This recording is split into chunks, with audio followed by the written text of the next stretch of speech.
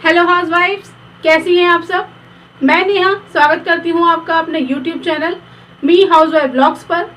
और उम्मीद करती हूं इस कोरोना काल में इतने बड़े संकट के बीच आप अपना और अपने परिवार का पूरा ख्याल रख रही होंगी।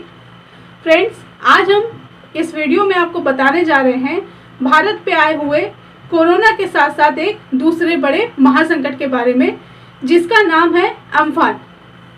आई एम श्योर आप लोगों ने कहीं ना कहीं इसका नाम सुना होगा, न्यूज़पेपर्स में या न्यूज़ चैनल्स पे, क्योंकि इस समय इसके बारे में हर जगह पर आपको बताया जा रहा है। मैं इस वीडियो में आपको बताऊंगी कि अम्फान भारत के किस इलाके में कितनी क्षति पहुंचा कर गया है और अम्फान ने अपना क्या क्या रूप भारत को दिखाया है, साथ ही साथ अम्फान का जन्म कहाँ से हुआ, उसका नाम कैसे पड़ा और इसका मतलब क्या है। चलिए वीडियो को शुरू करते हैं।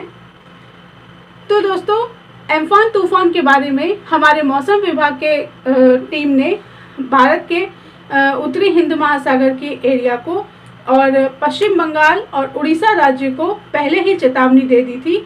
और इसके साथ ही उन्होंने जो भी अनुमान लगाए थे, कहाँ पर इस तूफान का क्या रूप होने वाला है, ये कितना भयंकर होने वाला है, इन सारे अनुमानों के साथ ही उन्होंने लोगों के बचाव कार्य के लिए एनडीआरएफ की टीमें भी लगा दी थी। तो हाउसवाइफ्स, एनडीआरएफ की टीमें क्या होती हैं? एनडीआरएफ का मतलब होता है नेशनल डिजास्टर रिलीफ फोर्स, यानी कि कोई राष्ट्रीय आपदा आने पर जो फोर्स हमारी मदद करती है उसे हम कहते हैं एनडीआरएफ टीम।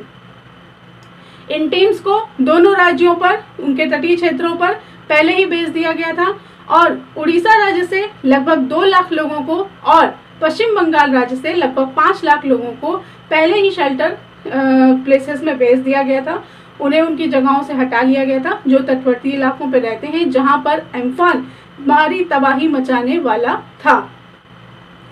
जैसा कि हम जानते हैं, बुधवार की दोपहर को ये तूफान उड़ीसा के तट पर टकराया और अपने अनुमान जो हमारे मौसम विभाग ने लगाए थे उसी के मुताबिक इसने वहां पर अपना रूप दिखाया। उसके कारण वहां पर बहुत भारी रूप से बारिश हुई, तेज हवाएं चली, कई पेड़ गिर गए, बिजली का सिस्टम बिगड़ गया है, सारे वायर्स पोल सब कुछ गिर चुके हैं और साथ ही साथ कई कच्चे जो निर्माण थे, मकान, दुकानें, बस्तियां, वो सब भी बहुत ज़्यादा नुकसान पा चुके हैं। इसके साथ ही ये बुधवार की शाम को जैसे ही शाम बढ़ी, ये तूफान आगे चला और पश्चिम बंगाल की ओर बढ़ा। यहाँ पर इसने दीघा से लेकर के, ईस्ट मेदिनीपुर से लेकर के दीघा तक और उसके आसपास के इलाकों में भारी तबाही मचाई है। यानी कि उड़ीसा में इसने अपना जो रूप रखा उससे भी ज़्यादा भयंकर रूप, यानी कि यहाँ पर इस तूफान की रफ्तार जो थी वो 185 किलोमीटर से लेकर 200 किलोमीटर पर आवर तक पहुँच चुकी थी और यहाँ पर इसने बहुत भारी नुकसान किया है। लोगों को बहुत कम नुकसान पहुँचा है, मगर उनकी संपत्ति को, प्राकृतिक जो रिसोर्सेज थे वो और हमारे बाकी सारे सिस्टम जो होते हैं उन सबको बहुत नुकसान पहुँचा है। इसके साथ ही यहाँ पर कुछ लोगों की मौत भी हुई है और इस तूफान के कारण, जो कि दीघा और ईस्ट मेदिनीपुर पे आकर टकराया समुद्र तट से, उसका असर आपको कोलकाता तक देखने को मिला है। यहाँ पर एयरपोर्ट में रखे विमानों में भी इस तेज हवा के कारण इन विमानों में भी हलचल मचने लगी थी। कोलकाता में भी अब तक न्यूज़ के अकॉर्डिंग 19 लोगों की जान जा चुकी है और पश्चिम बंगाल में लगभग 56 लोगों की जान अभी तक जा चुकी है। हालांकि राज्य सरकार ने इनके लिए मुआवजे की भी घोषणा कर दी है, मगर जो नुकसान हुआ है उसका आकलन अभी पूरा नहीं हो पाया है। चलिए, ये तो बात हो गई अम्फान के अपडेट की। अब बात करते हैं कि अम्फान का मतलब क्या होता है, अम्फान नाम कहाँ से पड़ा और इन तूफानों का नाम आखिरकार क्यों रखा जाता है। तो फ्रेंड्स, साल 2004 में एक ऑर्गेनाइजेशन का गठन हुआ था जिसका नाम है वर्ल्ड मेट्रोलॉजिकल ऑर्गेनाइजेशन। ये ऑर्गेनाइजेशन जिन देशों के द्वारा बनाई गई वो कुल 8 देश थे और उनके आसपास उठने वाले हर सुनामी, जो भी चक्रवाती तूफान है, सुनामी मैंने गलत कहा, जो भी चक्रवाती तूफान है इनके नामकरण की भूमिका निभाने के लिए बनाई गई थी। सन 2004 में इन 8 देशों ने कुल 64 नामों की एक सूची बनाई थी। सभी देशों ने अपनी तरफ से अलग अलग नामों की सूची प्रस्तुत करी थी। उसमें से 64वां जो नाम था वो थाईलैंड देश ने दिया था। और तो फ्रेंड्स, साल 2004 में एक ऑर्गेनाइजेशन का गठन किया गया जिसे 8 देशों ने मिलकर गठित किया था। वो 8 देश थे India, Sri Lanka, Oman, Bangladesh, Maldives, Myanmar, Pakistan और थाईलैंड। इन 8 देशों ने मिलकर एक ऑर्गेनाइजेशन का गठन किया जिसका नाम था वर्ल्ड मेट्रोलॉजिकल ऑर्गेनाइजेशन, जिसमें कि इन सभी 8 देशों के आसपास उठने वाले चक्रवाती तूफानों के नामकरण की भूमिका निभाई जानी थी।